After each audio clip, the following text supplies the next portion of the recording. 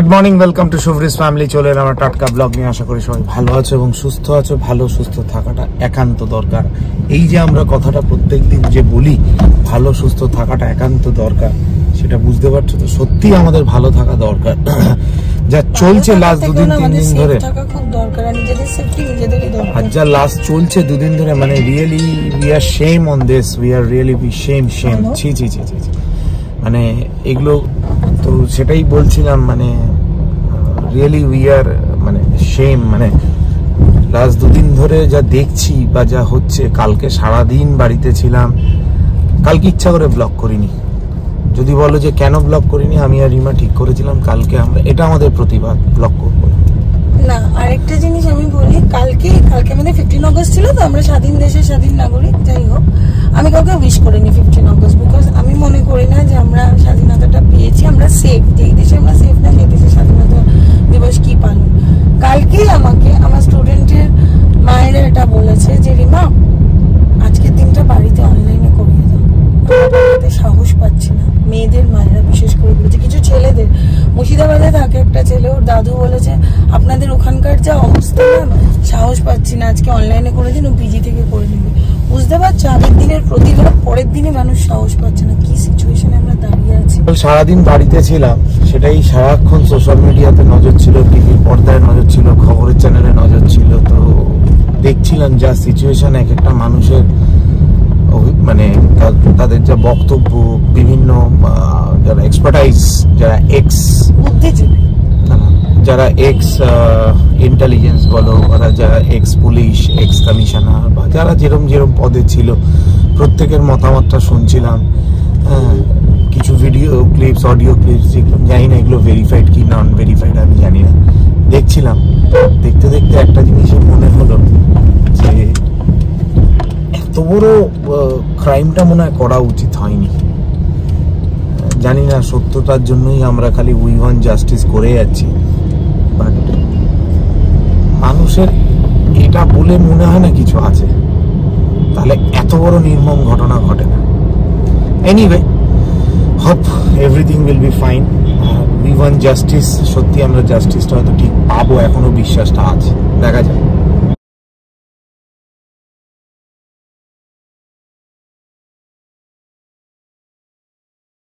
কালকে যেমন 15 অগস্ট ছিল, তো শুভম তো সারাদিন বাড়িতে ছিল। শুভমের কোনো ছুটি ছিল না, বিকজ বিজনেসে তো এখনো 15 অগস্ট 26 জানুয়ারি এরকম কিছু থাকে না। তো শুভমকে আজকে বেরোতেই হতো। তো শুভমের আজকে অনেকগুলো কাজ ছিল। আমাকে প্রথম আর কি ডিসাইড হয়েছিল যে আমি একাই প্রথম চলে যাব, কারণ অর্পি সৌহার্দ্যর আজকে মাল্টিকুইশন রেস্টুরেন্টের পুজো আছে। আমি একা চলে যাবো, শুভম তারপরে জয়েন করবে। শুভম সেটাও আমাকে একা ছাড়ার সাহসটা পেল না। একা ছাড়ার সাহস মানে ও বলে না, চ আমি যাচ্ছি। আর আমাদের আজকে ফেরার সময় যদি সবকিছু ঠিকঠাক থাকে, ওকে উবেরেও ছাড়তে পারি বা আমি নিজেও আসতে পারি, সেটাই। মানে যাই হোক, তো যাচ্ছি, জাস্ট কিছুক্ষণের জন্য পুজোটা আছে, দেখা করবো, এরপর বাড়িতে ফিরবো। বাড়িতে ফিরে আজকে আমারও আবার হেক্টিক একটা ডে, আর ওর তো অ্যাজ ইউজুয়াল রোজই থাকে। সেটাতেই মানে জানি না এটার পরিস্থিতি কোথায় গিয়ে দাঁড়াবে। আমি যখনই কোনো প্রবলেমে পড়ি না, আমি শুভমকে জিজ্ঞেস করি তোর কি মনে হয় এন্ডটা কি হবে। এটা লাইফে আমি যত প্রবলেমে পড়েছি, আমি এটাতেও শুভমকে জিজ্ঞেস করছি তোর কি মনে হচ্ছে এন্ডটা কি হবে। মানে শুভম আমাকে বলছে আমার না খুব ব্ল্যাঙ্ক লাগছে রিমা, কোনো কিছু মনে হওয়ার মতো অবস্থায় আমি আর নেই, মানে সিরিয়াসলি। আর এটা মেয়েদের জন্য যেমন ভয়ের, ছেলেদের জন্য তেমন লজ্জা। আমরা তো চলে এসেছি এখানে, রিমা ভিতরে গেছে, আমি বাইরে এলাম। গাড়িটা ঠিক জায়গায় পার্কিং ছিল না, আবার সরি আরেক ঠিক জায়গায় পার্কিং করলাম। ভিতরে এখনো পুজো শুরু হয়নি, সবে শুরু হবে। যাই একবার ভিতরে দেখা করে তারপর বেরোবো। সত্যনারায়ণায় শ্রী বিষ্ণবে নমঃ, অনন্তে অনন্তায় নমঃ, নমঃ পশ্চাতে ক্ষেত্রপালায় নমঃ, নমঃ সম্মানিনী দুর্গা শিবা অমারত্বে সাহা সদা নমস্তে নমঃ ব্রহ্ম। এই সূর্য সহস্রাংশ তেজ রসে জগৎ গজাননম বিঘ্ননাশং পরম দেবং হে রঙ্গং গুণমাঙ্গহম, নমঃ সর্বগণে ভো নমঃ, নমঃ সর্বমঙ্গলায় নমঃ।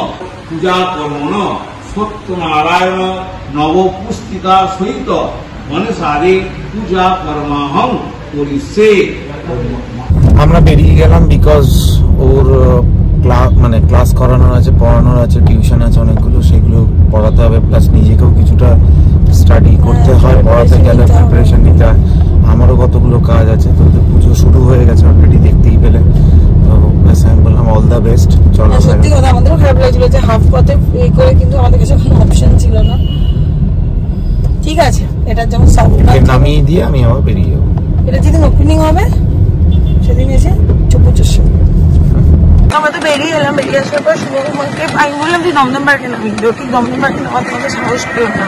বাজার এরিয়াগুলো যখন ফাঁকা হয়ে যায় না, তখন একটু বেশি ফাঁকা লাগে রাস্তাটা। আমি আজকে মনে হচ্ছে বাজারটা সকাল থেকে ঠিকভাবে সবকিছুই কেমন জানি একটা ধীরে ধীরে গেছে। আমি যশোরে এদিক দিয়ে পেট্রোল ভরাতে যাবো, তেল নেই একদম, তাই তার মধ্যেই দেখছি স্কুলের বাচ্চারা পর্যন্ত নেমে পড়েছে। We want justice, no safety no duty, অসম, এটাই চাই।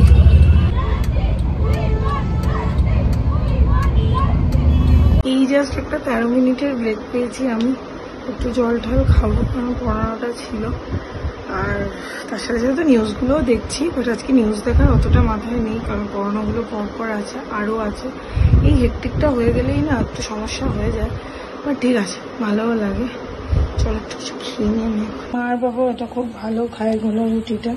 ওই মার বাবাকেও একটা করে দিচ্ছে, আমিও একটা খাবো, না যে অত রাত অব্দি টানতে পারবো না। এই যে ও বসতে পারে না, ও শুয়ে রয়েছে, সারাদিন শুয়ে থাকে। বালিশটা ওখানে কেন রেখেছে বলো তো? ফোনটাকে ওখানে রেখেছে, তাই জন্য। এই যে কি দেখছিস? কি ওয়েব সিরিজ?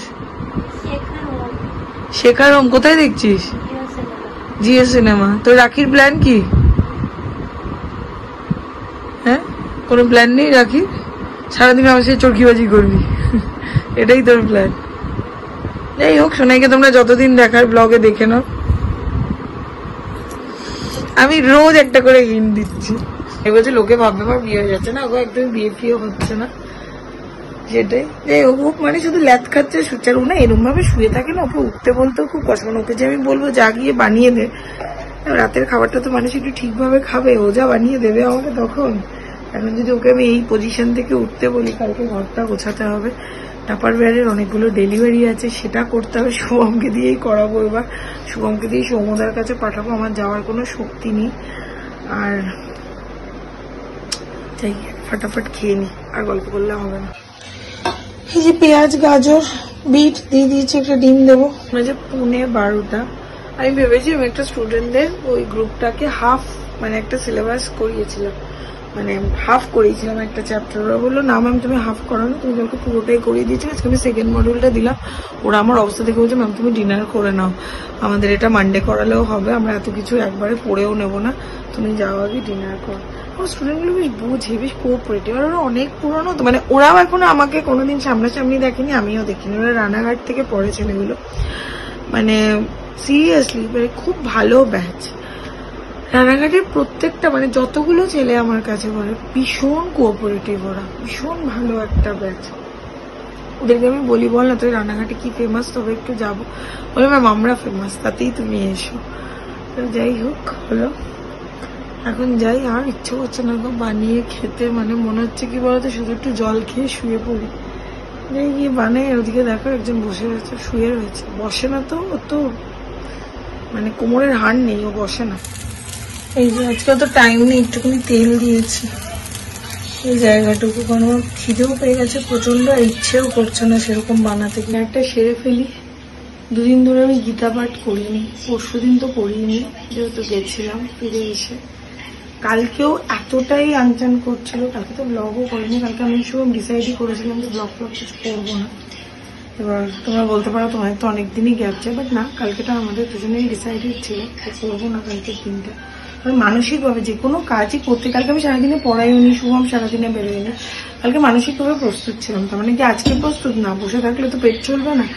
যাই হোক, নিজেদেরকেও রিবিল্ড করতে হবে আবার, কারণ সময় সময় মতো এগোবে, কাজ কাজের মতো এগোবে। বাট এটার পরিস্থিতি কি হবে আমি জানি না, মানে কোনো আইডিয়া নেই আমার।